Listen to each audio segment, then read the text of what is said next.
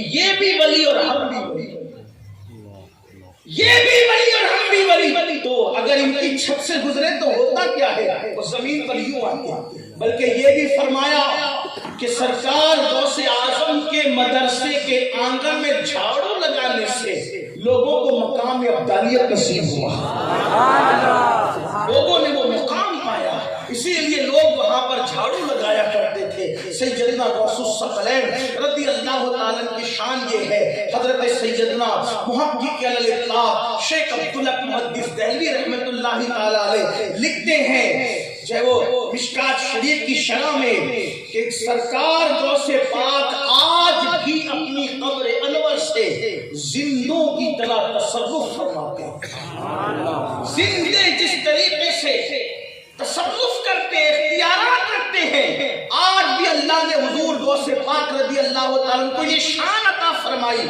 کہ وہ آج بھی زندوں کی طرح تصرف فرماتے ہیں۔ سرکار غوث اعظم شیخ عبد القادر جیلانی رضی اللہ تعالیٰ کو اللہ نے یہ شان عطا فرمائی، لیکن حضور غوث پاک کی منقبتیں، ان کی عظمتیں، ان کی رفعتیں، ان کی شانیں انسان جتنی بیان کرتا جائے گا، بلکہ میرے امام نے تو یوں فرمایا، سکر کے جوش میں جو ہے وہ تجھے کیا جانے، سکر کے جوش میں جو ہے وہ تجھے کیا جانے، خضر کے ہوش سے پوچھے کوئی رتبہ تیرا، خضر کے ہوش سے پوچھے کوئی رتبہ تیرا، جو ولی قبل تھے یا بعد ہوئے یا ہوں گے، سب ادب رکھتے ہیں دل میں میرے آقا تیرا، اور سارے اقطاب جہاں کرتے ہیں کعبے کا طواف، کعبہ کرتا ہے طواف درے بالا تیرا۔ حضور غوثیت مآب کی شان یہ، اللہ اکبر، جو آپ سے محبت کرے وہ عذاب قبر سے محفوظ کر دیا جائے، جو آپ کے سلسلے میں مرید ہو بغیر توبہ کے اس کو موت نہ آئے، جو سرکار غوثیت کا مرید ہو جائے، فرماتے اس کو ٹھوکر لگے تو میں گرنے سے اس کا ہاتھ پکڑ کر ہاتھ تھام کر اس کو بچا لیا کرتا ہوں، اگر اس کی بے صبری ہو رہی ہو تو اس کی سطر پوشی کر دیا کرتا ہوں۔ وہ سرکار غوثیت مآب رضی اللہ تعالیٰ عنہ، ان کی کتنی شان بیان کریں، زندگیاں ختم ہوگی لیکن ان کی عظمتوں کا باب مکمل نہیں ہو سکتا، مگر سنیں ان کو یہ مقام ملا کیسے۔ اصل بات یہ ہے، چونکہ ہم لیٹ ہیں تو گفتگو بہت طویل کرنے کی بجائے مختصر کر کے ختم کرنا چاہتے ہیں۔ یہ مقام کیسے ملا، یہ مرتبہ کیسے ملا؟ حالانکہ اللہ کی شان ہے، اللہ جس کو جو چاہے مقام عطا فرمائے، لیکن کچھ ایسے واسطے اور وسیلے ہوتے ہیں جس تک انسان اس منزل پر پہنچتا ہے، اس مقام پر پہنچتا ہے۔ حضور غوث پاک کی عظمت کو دیکھ کر، آپ کی شان کو دیکھ کر، کیسے شان، لکھے کو مٹا دے اور مٹا کر لکھ دے۔ اسی لیے میرے امام کہتے ہیں، میری تقدیر بری ہو تو بھلی کر دے کے ہے، میری تقدیر، بات تقدیر کی ہو رہی ہے، میری تقدیر بری ہو تو بھلی کر دے کے ہے، محو اس بات کے دفتر پہ کروڑا۔ یہ آپ کی شان ہے۔ تو پوچھنے والے نے پوچھا، یا غوث الثقلین، اللہ نے یہ مقام آپ کو کیسے عطا فرمایا؟ آپ فرماتے ہیں دو چیز، اسی بات پر اپنی بات مکمل کریں۔ دو چیز غور سے سننا، جس چیز کو ہم نے بھلا دیا، غوثیت مآب اس کی اہمیت بتا رہے ہیں۔ یہ جو شان، یہ مقام نصیب ہوا، فرماتے دو چیزوں کی وجہ سے، نمبر ایک صدق مقام اور عدل حلال، میں سچ بولتا رہا اور حلال کھاتا رہا کہ اللہ نے مجھے یہ مقام عطا فرمایا۔ آج دیکھیں، سچ بولنا یہ مسلم معاشرے کے اندر تلاش ہے، سچائی، سچ بولنا یہ مسلم معاشرے میں ڈھونڈے۔ کتنے لوگ سچ بولتے ہیں، اور اب تو لوگ جھوٹ کو گناہ سمجھتے بھی نہیں ہے، معاذ اللہ، حالانکہ جھوٹ حرام ہے، جھوٹوں پر اللہ کی لعنت ہے۔ جب کوئی جھوٹ بولتا ہے تو فرشتہ 1 میل دور ہٹتا ہے اس کی بدبو کی وجہ سے۔ جھوٹ بولنے والوں کے لیے فرمایا ان کے لیے جہنم کا دردناک عذاب ہے۔ ایک مرتبہ اللہ کے رسول صلی اللہ علیہ وآلہ وسلم سے پوچھا گیا، یا رسول اللہ صلی اللہ علیہ وآلہ وسلم، کیا یہ گناہ کوئی مسلمان کر سکتا ہے؟ نام لے کر پوچھا، اس کا ذکر یہاں نہیں کرتا کیونکہ لوگ دلیر ہوتے ہیں۔ حضور یہ گناہ کوئی مسلمان کر سکتا ہے؟ فرمایا حدیث پاک کا مفہوم ہے ہاں، اگر شیطان اور نفس ورگلا دے تو کوئی مسلمان یہ گناہ اس کا نام لے کر سکتا ہے۔ حضور یہ گناہ کر سکتا ہے؟ فرمایا ہاں، مسلمان یہ گناہ بھی اگر نفس و شیطان ورگلا دے تو کر سکتا ہے۔ پوچھا یا رسول اللہ صلی اللہ علیہ وآلہ وسلم، کیا مسلمان جھوٹ بول سکتا ہے؟ اللہ کے رسول علیہ السلام ٹیک لگا کر کے بیٹھے ہوئے تھے تکیے سے، حضور نے ٹیک چھوڑ دی۔ اللہ کے رسول علیہ السلام نے ٹیک چھوڑ دی۔ آپ اس کا تھوڑا سا پس منظر بیک گراؤنڈ محسوس کریں۔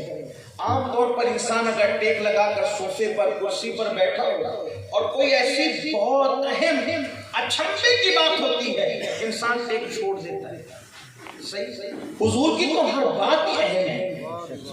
وہ سخن ہے جس میں سخن نہ ہو، وہ بیان ہے جس کا بیان نہیں۔ لیکن اللہ کے حبیب صلی اللہ علیہ وآلہ وسلم سے پوچھا گیا، کیا کوئی مسلمان، کوئی مومن جھوٹ بول سکتا ہے؟ اللہ کے حبیب علیہ السلام ٹیک لگائے ہوئے تھے، حضور نے ٹیک چھوڑ دیا۔ فرمایا جھوٹ تو منافق بولتا ہے۔ یہاں تو 10 روپے کی سبزی کے لیے بھی جھوٹ بولا جا رہا ہے، یہاں تو 200-250 روپے کی چپل کے لیے بھی جھوٹ بولا جا رہا ہے، یہاں تو سودا بیچنے کے لیے بھی جھوٹ بولا جا رہا ہے۔ اور جھوٹ بولنے کو اللہ اکبر گناہ بھی تصور نہیں کیا جاتا۔ اللہ اللہ، میرے آقا صلی اللہ علیہ وآلہ وسلم کے دیوانوں، معاشرہ کتنا بھی گناہوں میں ڈوب جائے، معاشرہ کتنا بھی گندگی میں ڈوب جائے، لیکن اگر انسان گناہ کو گناہ سمجھتے ہوئے کرے گا تو اس کے پلٹنے کے چانسز ہوتے ہیں، اس کے لوٹنے کے چانسز ہوتے ہیں۔ مگر جو قوم گناہ کو گناہ نہ سمجھے، گناہ کو گناہ سمجھے، گناہ کو فیشن سمجھے، پھر وہ قوم تباہ کر دی جاتی ہے، وہ قوم برباد کر دی جاتی ہے، وہ قوم صفحہ ہستی سے مٹا دی جاتی ہے۔ آج ڈھونڈ لو معاشرے میں سچے کتنے ہیں۔ ہر سال رمضان المبارک میں عمرہ کرنے والے تو ملیں گے، ہر سال حج کو جانے والے تو ملیں گے، خوبصورت داڑھیوں کی تراش خراش والے تو ملیں گے، خوبصورت ٹوپی والے تو ملیں گے، اچھے اچھے اجلے لباس والے تو ملیں گے، لیکن کیا وہ جھوٹ سے بچتے بھی نظر آ رہے ہیں؟ اور پھر جھوٹ کس کے لیے؟ تھوڑا تصور کرنا، اگر آج ہم نے احساس کر لیا، میں سمجھتا ہوں کہ شاید یہ محفل میرے اور آپ کے لیے نجات کا ذریعہ بن جائے گی۔ بڑے سے بڑا نقصان ہوتا ہو تب بھی تو جھوٹ بولنے کی اجازت نہ تھی، بڑے سے بڑا نقصان ہوتا ہو تو بھی جھوٹ بولنے کی اجازت نہ تھی، جان جا رہی تھی تب بھی جھوٹ بولنے کی اجازت نہ تھی۔ اللہ اکبر، ہمارے سامنے تو ایسے ایسے کردار موجود ہیں کہ تمہیں نہیں پتا۔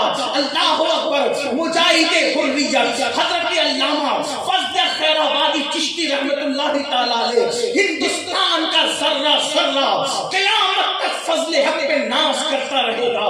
جب فضل خیر آبادی نے دلی کی جامع مسجد سے انگریزوں کے خلاف جہاد کا فتویٰ دیا اور اس کے بعد فرمایا انگریزوں سے جہاد کرنا فرض ہے، ان تن کے گورے من کے کالے انگریزوں کو اپنے وطن سے نکالا جائے، اس گلستان کی بہار کو لوٹنے والوں کو ہمیشہ کے لیے ملک بدل کر دیا جائے۔ اس وقت جب فضل خیر آبادی نے جہاد کا فتویٰ دیا تھا، پورے ملک کے اندر وہ حریت کی چنگاری شعلہ جوال بن گئی اور چاروں طرف سے انگریزوں کے خلاف علم جہاد بلند ہوا۔ اللہ اکبر، لیکن جب غدر ہوا، اللہ اکبر، علماء کے ساتھ دھوکہ ہوا، اہل جہاد کے ساتھ دھوکہ ہوا، ہند کے وفاداروں کے ساتھ دھوکہ ہوا۔ انگریز اس کو دھوکے کا نام دیتا ہے، لیکن دھوکہ تو ہمارے ساتھ ہوا تھا۔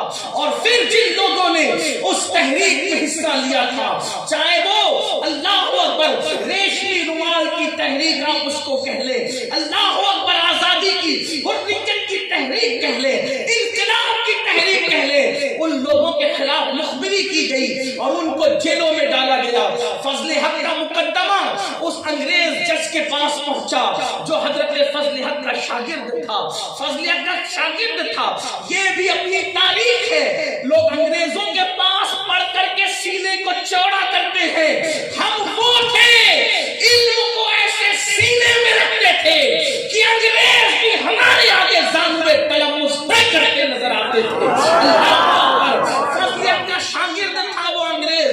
اس نے کہا آپ کے احسانات ہے, اس کا بدلہ دینا چاہتا ہوں. آپ ایک جملہ کہہ دے کہ جس یہ جو فتویٰ ہے انگریزوں کے خلاف, جس فضل حق کی دستخط ہے وہ فضل حق میں نہیں ہوں. میں آپ کو کالا پانی سے بچا سکتا ہوں, میں آپ کو پھانسی سے بچا سکتا ہوں, میں آپ کو قید بامشقت سے بچا سکتا ہوں, کیونکہ آپ کا شاگرد ہوں. فضل حق نے کہا تھا جان تو کبھی بھی چلی جائے گی, جھوٹ بول کر کے جان بچانا نہیں چاہتا. اگر جھوٹ بولوں گا ایک فضل حق کی جان بچ جائے گی, لیکن قیامت تک فتوے کی آبرو چلی جائے گی. ہمیں جان دینا گوارا ہے, لیکن جھوٹ بول کر فتوے کی آبرو پہ حملہ کرنا گوارا ہے. آج سبزی کے لیے جھوٹ, سودے کے لیے جھوٹ, وہاں جان بچانے کے لیے بھی جھوٹ نہیں بولا. لیکن بلکہ جھوٹ کتنی بار بات بات پہ بولا جاتا ہے. دوستوں سے وعدہ ہوا, دوستوں سے بات ہوئی 10 بجے پہنچیں گے تیرے آفس میں. اس نے فون کیا, کہاں ہے یار تو؟ کون بول رہا ہے؟ دوست. توجہ کرنا, توجہ کرنا میری قوم کی جگہ. دوستوں پوچھا کہاں ہے تو؟ یار میں راستے میں ہوں, ابھی پہنچا. اب بیٹھا کہاں ہے؟ گھر کے سوفے میں. آپ سے پوچھتا ہوں, جھوٹ کی گندگی میں اتنے ڈوب گئے کہ مخلوق کے لیے خالق کو ناراض کرتے ہیں. اگر یہ کہتے کہ میں ابھی نکل نہ سکا, گھر میں ہوں, وہ دوست تب کر کیا لیا؟ اس نے کرنا کیا؟ جان لیتا, گردن اڑاتا, پھانسی دیتا. جہاں پھانسی ہونے والی تھی وہاں بھی اسلاف نے جھوٹ نہیں بولا. اور یہاں دوستوں کی خوشی کے لیے, اور سن لو, مخلوق کو راضی کرنے کے لیے اگر خالق کو ناراض کرو گے تو کبھی مخلوق کو بھی راضی کرنے میں کامیاب نہ ہو سکتے. دوستوں کی خاطر جھوٹ بولو, جہاں وہاں بولو. کون کیا کر لے گا؟ زیادہ سے زیادہ کوئی نوکری سے نکال دے گا, زیادہ سے زیادہ کوئی دوستوں کی فہرست سے نام خارج کر دے گا.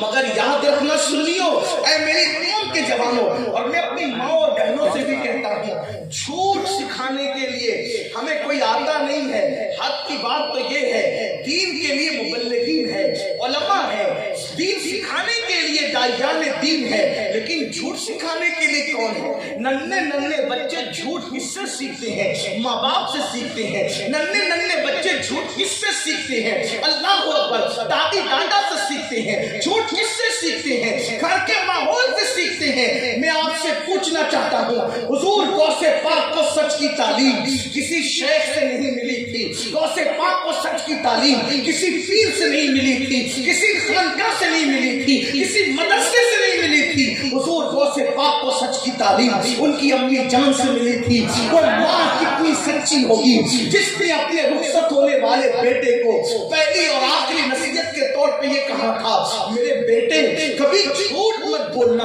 اللہ اکبر. حضور غوث پاک فرماتے ہیں, میں سچ بولتا رہا, مسلمانوں سچ کو لازم پکڑو. اللہ اکبر. اور وہ سچ کی برکت کیا ہے؟ دیکھو واقعہ نہیں بتاتا, اشارہ کرتا ہوں. سنیوں کے بچوں کو پتا ہے, غوث پاک جب 18 سال کی عمر میں جیلان سے بغداد کی طرف جا رہے تھے, اللہ اکبر, ایک طالب علم کی حیثیت سے, ایک نوخیز بچے کی حیثیت سے بظاہر ایک ننھی منی کلی کی شکل میں تھے, اور جوانی کی اٹھان تھی, ابتدائی جوانی تھی, جوانی کی شروعات تھی. اللہ اکبر. 18 سال کی